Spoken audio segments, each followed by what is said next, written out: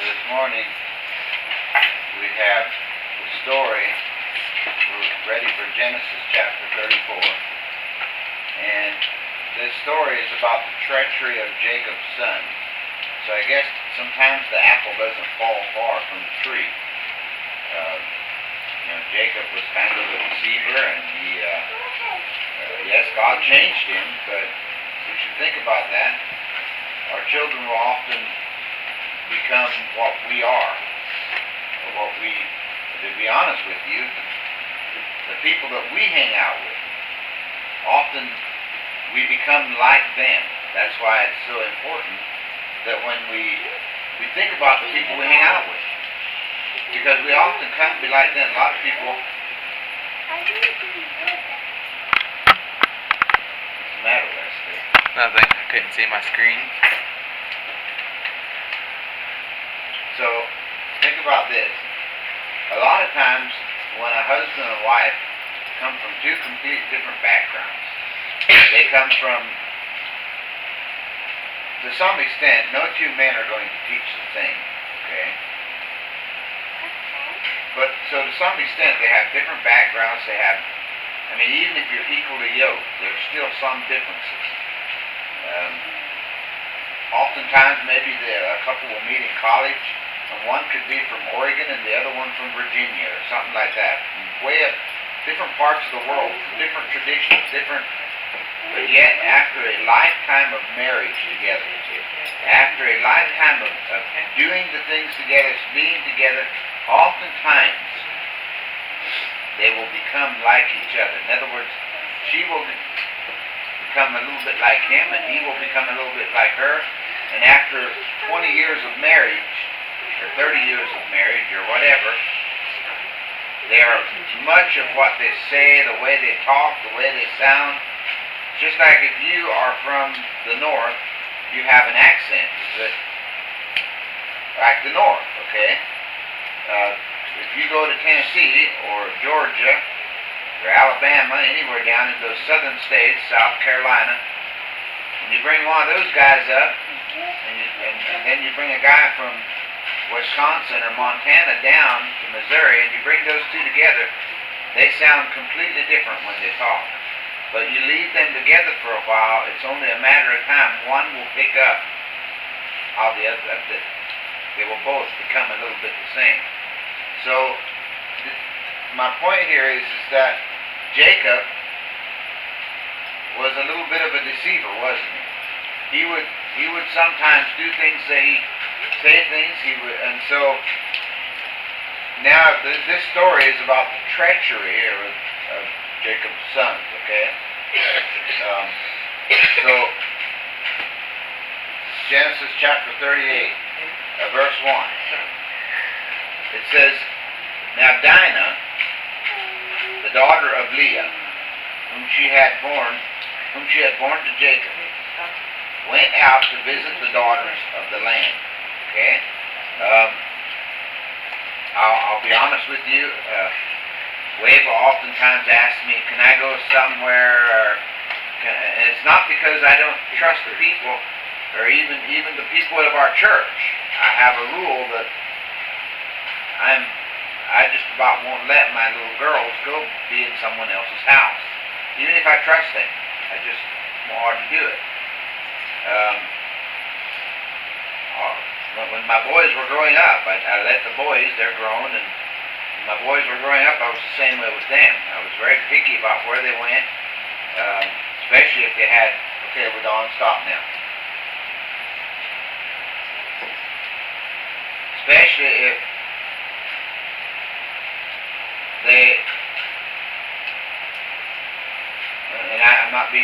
I'm not trying to be mean, but especially if the people that they were going to, if they had a TV in their house, I know that there comes stuff across those screens that I don't approve of, that God does not approve of, okay?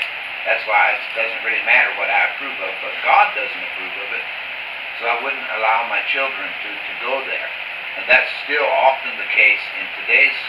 I don't let my children go to other people's houses much, because I know there's TVs there, and I know that things come across those screens that God hates. A lot of people don't realize this, But when they sit down and they enjoy watching a movie where someone got murdered, they enjoyed something that God hates. He hates murder. Okay?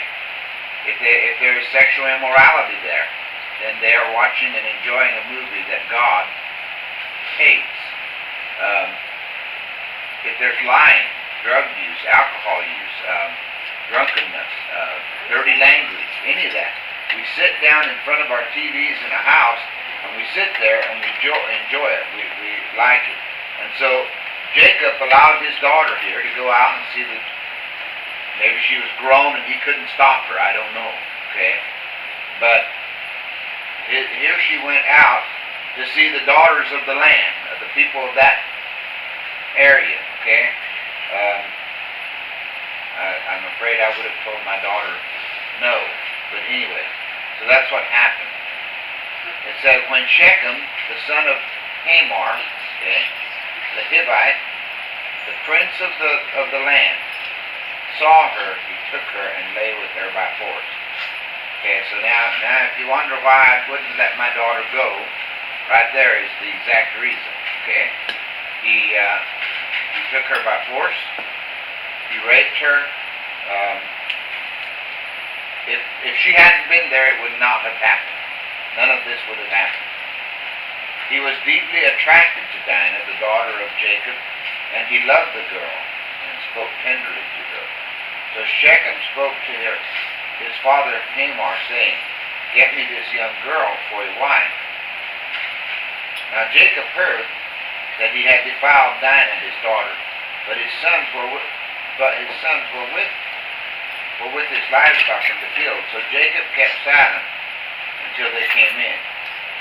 Then Hamor, the father of Shechem, went out to Jacob to speak to him. Now the sons of Jacob came in from the field when they heard it, and the men were grieved, and they were very angry because he had done a disgraceful thing in Israel by lying with Jacob's daughter, for such a thing ought not to be done. Okay? Even here, before the law was given, okay, there was no law yet, was there? That we still were not, but still, they knew that something like that should not have happened, right? That was wrong. That you don't take a woman and force your will on her. You don't take anyone and force your will on her, but especially not a woman. Okay, and they knew this was before the law. They knew that this was wrong, and so it says, "But Hamor spoke with them, saying, the soul of my son Shechem longs for your daughter. Please give her to him in marriage. Intermarry with us. Give your daughters to us, and take our daughters for yourselves." Now remember, in the law, after Mount Sinai, this is over in Exodus, this is after Exodus 20, God gave them a law that they were not to intermarry with people from that land, right? But that's still 500 years from then, or from this time here. So there was no law that they could not intermarry with. I mean, where else were they going to get their wives? Does that make sense? Yeah, Jacob went back and got a wife. Isaac went back and got a wife from Abraham's descendants. Abraham's own wife was, if you remember, was his half-sister, right? He married his half-sister. Well, so, but it only makes sense that they would eventually start taking wives from the land unless there was another place to get them. Does that make sense? So, he says, intermarry with us. And in verse 10 it says, "Thus you shall live with us, and the land shall be open before you. Live and trade in it, and acquire property in it." Their idea was that if you take my daughters, then you get to own part of the land. You become part of us, and we become part of you. But that was not God's will. That was not what God had intended or planned, because He did not want. They were not supposed to become like the people of that land. Does that make sense? Shechem also said to her father and her brothers, if I find favor in your sight, then I will give whatever you say. I will give whatever you say to me. That didn't make sense. If I find favor in your sight, then I will give whatever you say to me. Oh, okay, whatever you say to me, I will give. I would have worded that different, but that's the way they did it. Ask me ever so much, bridal payment and gift, and I will give according as you say to me. But give me the girl in marriage. But Jacob's sons answered Shechem and his father Hamor with deceit, because he had defiled Dinah, their sister. They said to them, we cannot do this thing, to give our sister to one who is uncircumcised, for that would be a disgrace to us. Only on this condition will we consent to you, if you will become like us, in that every male of you be circumcised. Then we will give our daughter to you, and we will take your daughters for ourselves, and we will live with you and become one people. But if you will not listen to us to be circumcised, then we will take our daughter and go. Okay, so you see, it says that they talked to him in deceit. Where do you think the deceit came from? Jacob. They saw the deceit of their father, even as little boys, okay? But oftentimes, guys, if you're a deceitful person, it's going to... Lincoln, watch your foot there. Watch your foot. Now their words seem reasonable to Hamor and Shechem. Hamor's son.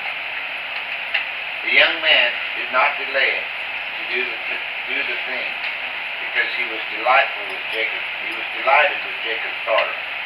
Now he was more respected than all the household of his father. So Hamor and his son Shechem came to the gate of their city and spoke to the men of their city, saying, these men are friendly with us. Therefore let them live in the land and trade in it. For behold, the land is large enough for them. Let us take their daughters in marriage and give our daughters to them. Only this one condition will the men consent to us to live with us, to become one people, that every male among us be circumcised as they are circumcised. Will not their livestock and their property and all their animals be ours? Remember, Jacob was rich. He had a lot of livestock and a lot of animals. And they were looking at, well, okay, if we take their daughters, we will become one and we will have all this stuff. Does that make sense? Only let us consent to them, and they will live with us. All who went out of the gate of the city listened to Hamor and his son Shechem, and every male was circumcised who went out of the gate of his city. So basically, all these guys became circumcised. It says, now it came about on the third day, when they were in pain, that two of Jacob's sons,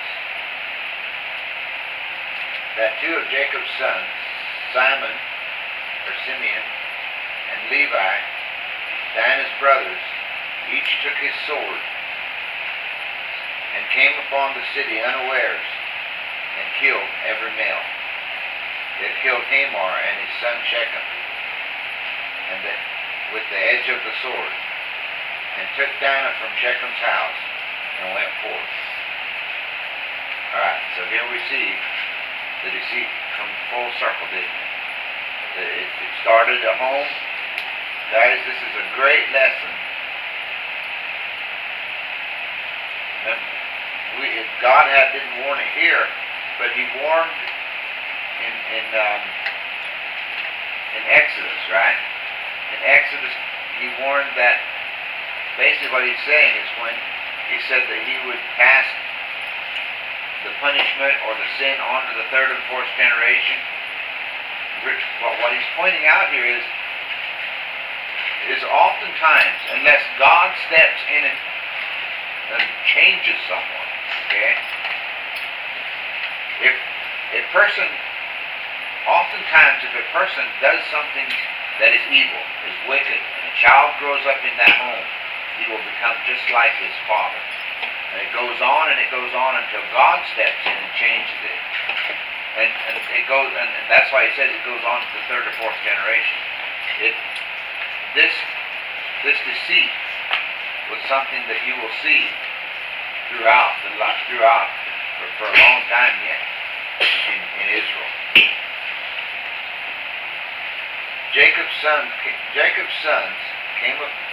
came upon the slain and looted the city, because they had defiled their sister.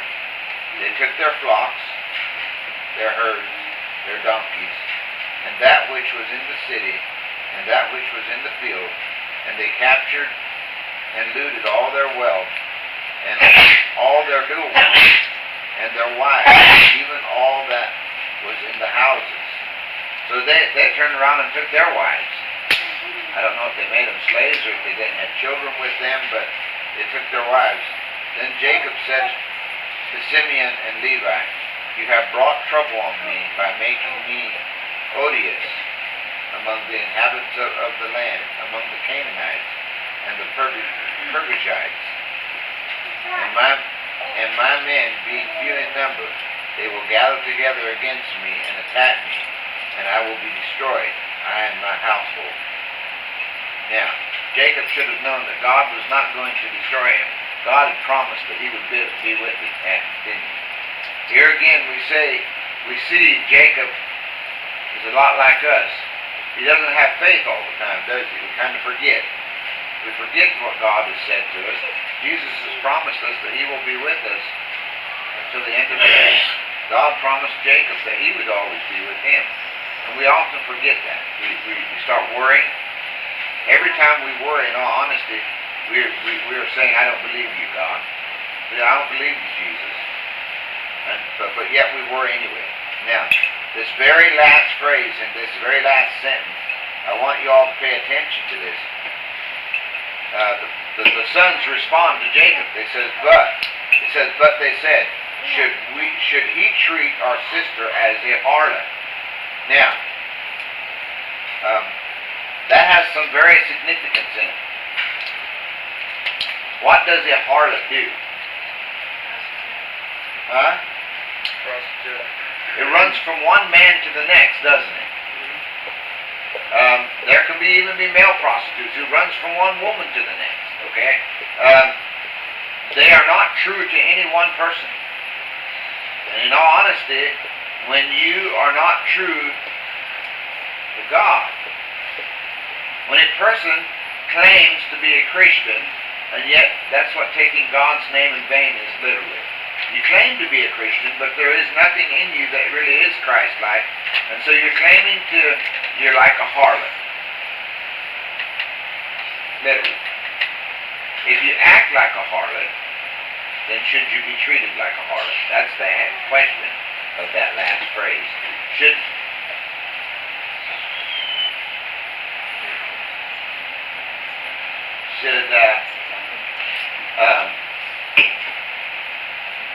Should Dinah have been out visiting with the world, with wickedness, with evil, with those people? I mean, you have to understand, those people of that land, God had already, by this time, when he called Abraham out, because he was going to have those people, the descendants of Abraham, one day take over the land. But remember when he made the covenant with him, when he passed between he cut the animals in half, and God passed between them. At that time, he said, well, your descendants are going to be slaves for 400 years. It would end up being 430 years. He said, but the people in this land are not bad enough yet that I'm ready to destroy them. But when you see then, when they multiplied and became a large number, God promised that would happen. That's what happened in Egypt, didn't it? They were there in the care of, and then it's still, if you look at the whole picture of God leading them out of there and taking all the wealth that was there. The slaves took the wealth. It leaves a picture of those who are kind of looked down, those that were killed for Christ, those that call themselves slaves of Christ, who were mistreated in the world, who will one day take all the wealth, won't they? In the same way, in this picture here, these people weren't, they were still wicked. They were wicked people, but they weren't to the point where God was ready to destroy them. But this leaves us a picture. When we are not true to God, the way we should be, we are harlots, and should we be treated as harlots? That's what God literally did with the children of Israel. Much later on, He said, through the prophet Jeremiah, that they were harlots. Long and short of it. And so, this is kind of a foreshadow of what's to come. But they, literally, she should not have been out in the world with those people. She shouldn't have been there. Should she be treated like a harlot? Well, she's going to act like a harlot, yes. And did He take her by force? Yes, He did. But if she hadn't been there, He couldn't have taken her. He couldn't have done that, could He? That's why we have to think about where we allow our children to go, where we allow our daughters to go. And even if our daughters grow up and become women, grown women, they're not married, they should still subject themselves to their fathers and not go except for where the father says, for their own safety. If the father's not there, then one of the sons should take that place. Okay? Women are the weaker vessel, and they're supposed to be protected by men. I know we don't believe that in the world today. We say, oh no, women can do everything a man can do. But no, God did not make women that way. God made women to be a man's helper and to be protected by a man. And the fact that the world says different doesn't make that so that this is wrong. Okay? So, the lesson I want us to take from this is that if we're in the world, first of all, I should say, the lesson I want you to take is your children will become like what you are. Okay? And I'm not saying that you can't repent and God can't repair that if you're son. But your children will become like what you are. Your boys will probably grow up and teach like you teach. Your girls will grow up and be what you and your wife are. But it is your job, boys, if I'm not here, to protect these girls. Okay? It is, and girls, you are never free to just go out in the world and be out in the world. You should always be subject to a man. You should always be either under my roof, or under the roof of one of your brothers, or under the roof of your husband, if you have a husband. Okay? Alright, anybody have thoughts on that?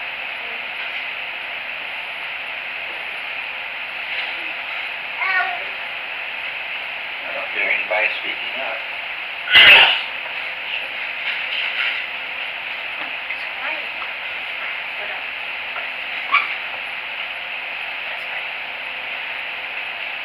Alright, let's close in prayer, guys. Father God, thank you for this day, Lord. I thank you for your word. Pray, Father, that you touch our hearts and help us to understand your word. I pray that you help us to realize that we are not to be in the world, that we are supposed to be set apart, that we are supposed to be cut apart, that we are supposed to be holy, like you are holy. I pray, Father, that you would make us more like your Son each day, that you would cause us to, Father, that we would truly love you with all our heart, soul, mind, and strength, that you would be number one above everything else in our hearts, our lives. Father, I pray that you would help us to truly love our neighbors and love ourselves. Father, that we would care about those around us, that we would truly reach out to them, share Christ with them. Lord, I just pray that you be with us as we do the things we need to do today with the church, get the basic sanctuary back together. Lord, I pray that you would Father, be with Reese, do your command. Live, Lord, I pray that if it's your will, you just heal. Not that you would, Father, you would bring glory to yourself, that you would show us, Father, your glory, your greatness, your power. Father, that you would help us to learn whatever it is you're teaching us. Lord, I pray that you touch the hearts of each one of the members of the church right now. Father, that you would meld us together, that we would long to be with the body, long to worship together, praise you together, and to, Lord, to learn about you more each day. Lord, just forgive us where we fail. In Jesus'